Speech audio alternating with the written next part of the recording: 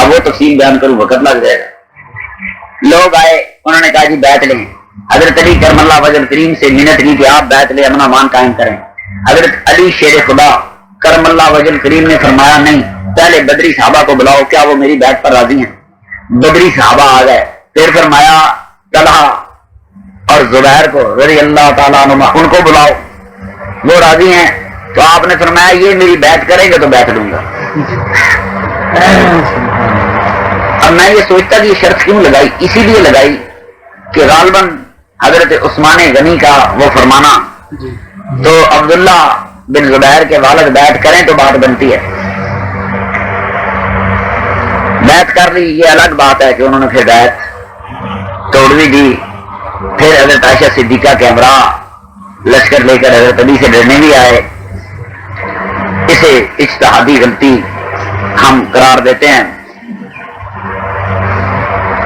उलमाए किराम, लेकिन असल बात जो मैंने बिचली जंग वाली दस देती है कि अब्दुल्ला बिन जुबैर ने खलीफा बनना था चौथा, वो हजरत आयशा सिद्दीका उम्मुल मोमिनीन के भांजे थे। आना ही यहाँ से फिर बाकी शहादत उस्मान तो मसला था और सारे इसके पीछे अमीर मुआविया रज़ी अल्लाह ताला की कुव्वत लग रही थी। तो हजरत अली शेर खुदा हादसाती तौर पर खलीफा बने, ना मदीने में गड़बड़ होती। उस्मान गनी रज़ी अल्लाह ताला का बागियों का झगड़ा, मदीने में फसाद करना, ये वाहिद किस्सा है। मेरे आका के बाद मदीने में फसाद किया गया, फिर मदीने को यजीद ने लूटा और फिर इतना अरसा गुजर गया किसी ने मदीने को नहीं लूटा। एक शिया जर्नैल ताहिर बिन हुसैन ने लूटा और उसके बाद मौजूदा सऊदी अरब के वहाबियों ने मदीने में कत्लेआम किया। ये चार ही वाक़े हैं जब मेरे आका के हरम को बर्बाद किया गया। मैं ये सारी कहानी थोड़ी सी पीछे इसलिए सुनाता हूँ। अब देखें हजरत अली शेर खुदा जब खलीफे बने, पहले 3 खलीफे को मदीने वालों ने चुना, फिर 6 बंदे भी चुने हैं, एक ने भी नामजद किया, उसको खलीफा मान लिया गया। अली शेर खुदा की सारे मदीने ने बैत की और हजरत मुआविया ने बैत करने से इनकार कर दिया। क्यों? इसलिए कि उस्मान गनी रज़ी अल्लाह ताला के जमाने में मुल्क के स्याह और सफेद के मालिक बनी उमैया थे। वो अपने पंजे मजबूत गाड़ चुके थे, पूरी मुस्लिम सल्तनत में उनके सारे फरमा रवा बैठे हुए थे। इस मकाम पर मैंने एक दिन इनकी भाई अशरफ से कभी कभी बात कर लेते तो लोगों से नहीं करता कि हमारे मौलाना अहमद यार नईमी रहमतुल्लाह अलैह ने एक किताब लिखी हजरत अमीर मुआविया रज़ी अल्लाह की शान में, मगर उसमें 2 लकूने रह गए। एक तो ये रह गया कि उन्होंने मुस्लिम शरीफ में 2 हदीसें आई हैं। एक हदीस ये है, यानी ये क्योंकि और किताबों में भी है कि कई साहबा हजरत अमीर मुआविया रज़ी अल्लाह ताला अन्हु हजरत अली की शहादत के बाद जब खलीफा बने, मैं बताता हूँ, तो आप मिंबर से जुमे के दिन खुतबों में हजरत अली को सब किया जाता था, गालियां दी जाती। इसको सुन्नी मौलवी नहीं मानता। ये 2 हदीसें मुस्लिम शरीफ में मौजूद हैं। बाकी किताबों में अजर बिन अदी की शहादत है, बहुत लम्बे वाक़यात हैं। एक साहबी ने इनकार किया, बड़ा बुजुर्ग साहबी था, जब साहबा उठ खड़े होते थे अली की तहरीर नहीं सुनते थे तो उसको शहीद करा दिया हजरत मुआविया रज़ी अल्लाह ताला ने। हजरत आयशा सिद्दीका ने सिफारिशी कासद भी भेजा कि खुदा रहा है मेरे नबी का बड़ा बरगुज़ीदा साहबी है, शहीद न करें। मुझे आज तक समझ नहीं आई कि साढ़े मौलविया ने अमीर मुआविया और यजीद को खदा की है। इन्होंने खुदा का दीन बदल दिया है सिर्फ उनके दफा के लिए।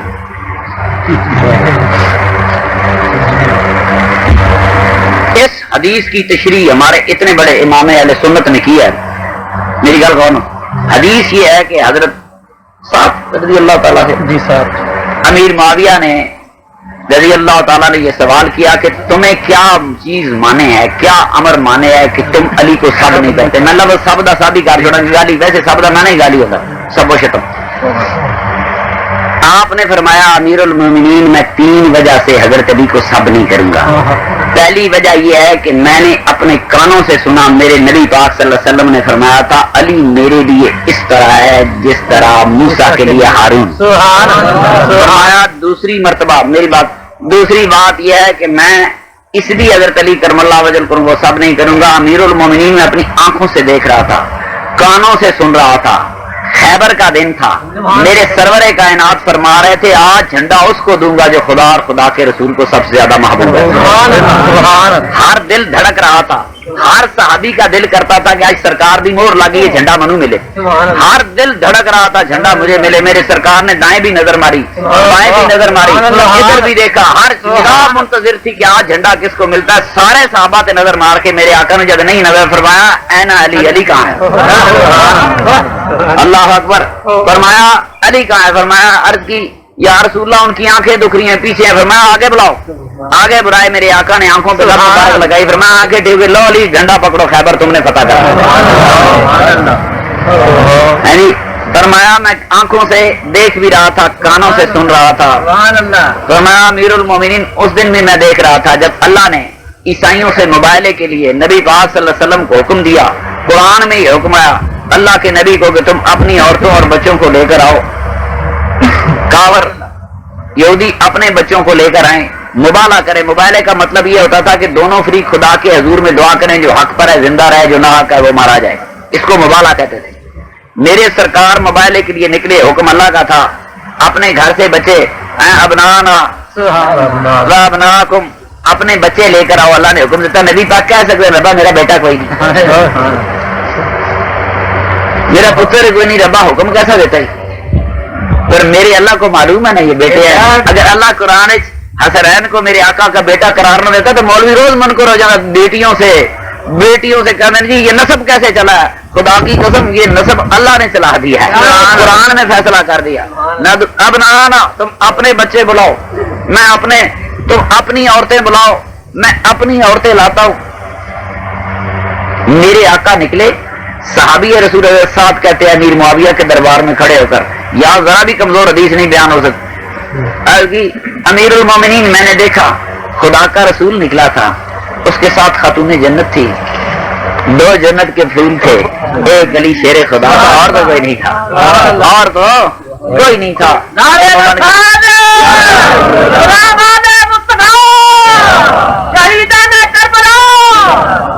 یہ حدیث لکھ کر مولانا احمد یار نعیمی صاحب نے بڑی لمبی بحث کی ہے, اور اس میں انہوں نے فرمایا کہ یہ کیسے ہو سکتا ہے کہ صحابی رسول حضرت علی کو گالیاں دلوائے. انہوں نے بڑی تشریح کی, کہتے سب کا میں نے گالی کی. دراصل امیر معاویہ دی نیت ہی نہیں, تعریف سننا چاہتے سن, جان کے انہیں گل ڈھنگی کی تھی کہ تعریف کرے گا. وچوں حضرت علی دی تعریف محبت کا انداز دیکھو نا. حضرت علی اور امیر معاویہ میں جو جنگ ہوئی اس میں کم از کم 40,000 آدمی شہید ہوئے, پھر بھی ساڈے مولوی دی دلیری دیکھو. جنگ صفین میں 40,000 سے زیادہ بندے شہید ہوئے. یہ محبت والا ہے. کم از کم میں سمجھتا ہوں گندا لفظ استعمال کر رہا ہوں, اس ملا کو ترس کرنا چاہیے. اس امت نے ساری عمر 1300 سال خدمت کی, اس کو اردو کو پٹھانا سمجھے تو ہی ہے یہ امت. اب تشریح کی, پھر فرمان لگے نبی پاک بھی لوگوں کا تیری ماں تینوں رہے, تیرا نک رگڑیا جائے, تیرا انج ہو جائے, تیرا انج ہو جائے. انہوں نے پوری تفسیر کھینچی جن پیر لال بادشاہ مری والا ہوئے. حضرت امیر معاویہ کو بچاتے بچاتے معاذ اللہ وہ کئی مثالیں لے آئے کہ خدا کا رسول بھی. یہ کتاب مفتی احمد یار نعیمی کی میرے پاس پڑی ہوئی ہے, کوئی ایسا گل نہیں.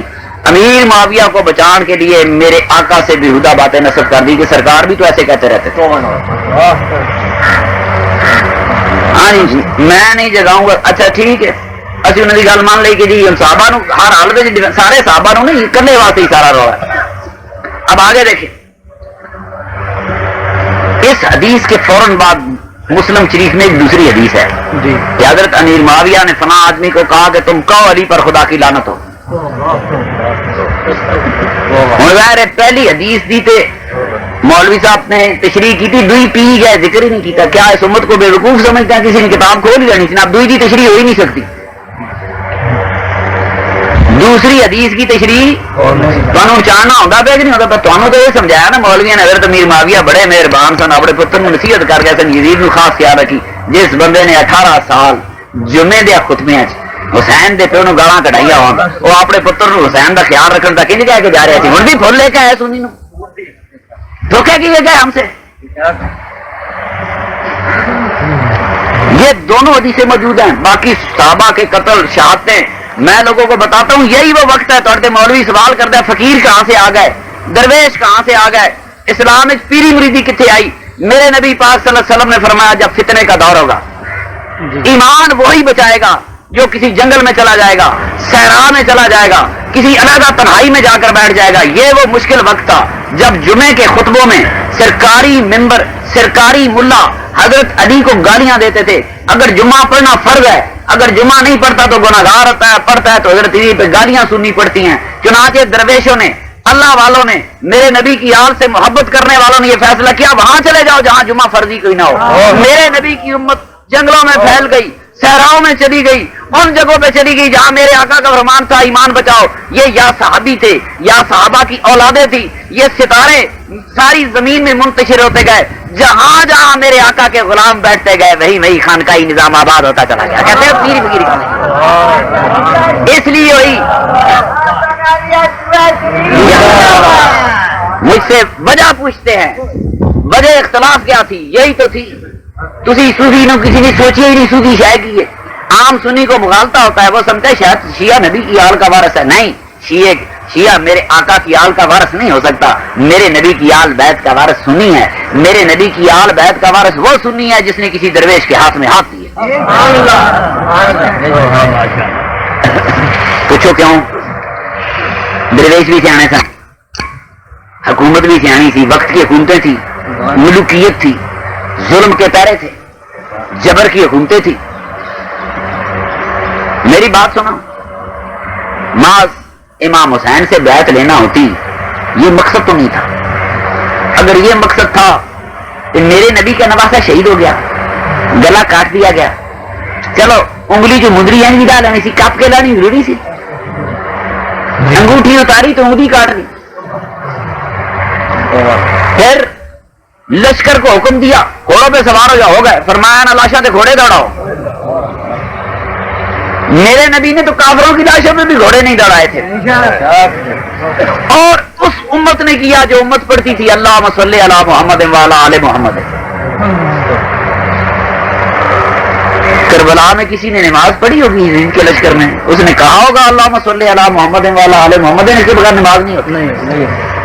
اللہ پاک تیری رحمت نازل ہوں محمد پر اور محمد صلی اللہ علیہ وسلم کی اولاد پر, آل بیت پر, بیویوں پر. ایک پڑھ کے بھی اگر گھوڑے دوڑا سکتے ہیں تو شورش کشمیری نے لکھا تھا, سوچتا ہوں اسی قوم کے وارث ہم ہیں جس نے اولاد پیغمبر کا تماشا دیکھا. اس میں ایریا اس نے بڑا عجیب شعر لکھا, کہتا ابو سفیان کے پوتے کی غلامی کر لی, خود فروشوں کو دنایت سے پنپتے دیکھا. یہ بڑا مشکل لفظ ہے. اب مجھے یہ بتایا جائے کہ یہ محض بیت کا قصہ ہے. میرے نبی نے کافروں دی لاشاں بھی ٹھکانے لائیاں, کوچ چٹیاں سنبھالیاں. میرے نبی دے نواسے دی لاشاں زمین پہ پیا رہی 3 دن تک, جب تک بنو اسد کے لوگ نہیں آئے. لیکن غیرت کا تقاضا تھا. میرے امام نے کربلا میں جانے کے بعد, یہ کوئی ایسی بات نہیں تھی, یہ کوئی سطحی فیصلہ نہیں ہے. ایک واقعہ جو ملا چوری کر گیا, اسے ایک واقعے کو سامنے کرو, سارا رہا مک جاتا ہے. کربلا میں جانے کے بعد فوجوں نے گھیرا ہوا ہے, پوچھا یہ زمین کس کی ہے؟ فرمایا بنو اسد کے فلاں قبیلے کا. فرمایا مجھے یہ زمین خرید کر دی جائے. بھلا صحراؤں میں وہ زمینیں نبی کی آل کس لیے خرید رہی تھی؟ اسی لیے خرید رہی تھی کہ قیامت تک یہ زمین انہیں سے وابستہ ہونے والی. کمال ہے, کمال ہے. آپ کسی کو فیصلے میں شک کو, 10ویں کو اور 9 کو نبی کا نواسا زمین کا سودا کر رہا ہے. کہتا ہے کربلا کی زمین ہمیں دے دو. کتنے دیار لینا, اتنے میں لو. یہ ان کی آخری قیامگاہ تھی, وہیں تک کا تو سفر تھا سارا. سبحان اللہ, سبحان اللہ. کسی زمین میں یوں بعد زمین میں دفن ہونا پسند نہیں کیا. 3 دن کے بعد بنو اسد کے لوگوں کو پتہ لگا آئے اور میرے آقا کے نواسوں کی, میرے نبی کی آل بیت کی لاشوں پہ مٹیاں ڈالی گئی. اس کو کون کو کہتے جی یزید کا تو جی قصور نہیں تھا, وہ تو بڑا دور بیٹھا ہوا تھا, اس کو پتہ نہیں تھا. پتہ نہیں یزید سے مولویوں نے کیا کھایا ہوا ہے. پھر کہتے ہیں جی اس کی صحابہ نے بیعت کی تھی. یہ مولا دھوکا کرتا ہے. صحابہ نے خوشی سے بیعت نہیں کی, امیر معاویہ نے اسی طرح بیعت لی تھی. حکمن اگر خوشی سے بیعت لی جاتی, جی مرضی کرے جی نہ مرضی کرے, تو پھر امام حسین سے جھگڑا کیا تھا؟ لوگوں کو بھی لوگ سمجھتے ہیں. حضرت امیر معاویہ نے اپنے صحابہ کا فیصلہ ہے, کتنا سونا فیصلہ ہے صحابہ کا, کہ ایک ایسا حکمران بنایا جس کے ہاتھوں میرے نبی کا نواسا شہید ہو گیا, جس کے ہاتھوں مدینہ برباد ہو گیا. 1300 صحابی شہید ہوئے. اب اس کو بھی صحابہ کا فیصلہ، میرے صحابہ کے نام کو سنی نے غلط استعمال کیا، یہ صحابہ کا فیصلہ نہیں تھا، جبر سے بیعت لی گئی۔ حضور اگر سارے صحابہ نے بیعت کر لی تھی تو مدینے کے صحابہ نے بیعت توڑی کیوں اگر جبر کی نہ ہوتی؟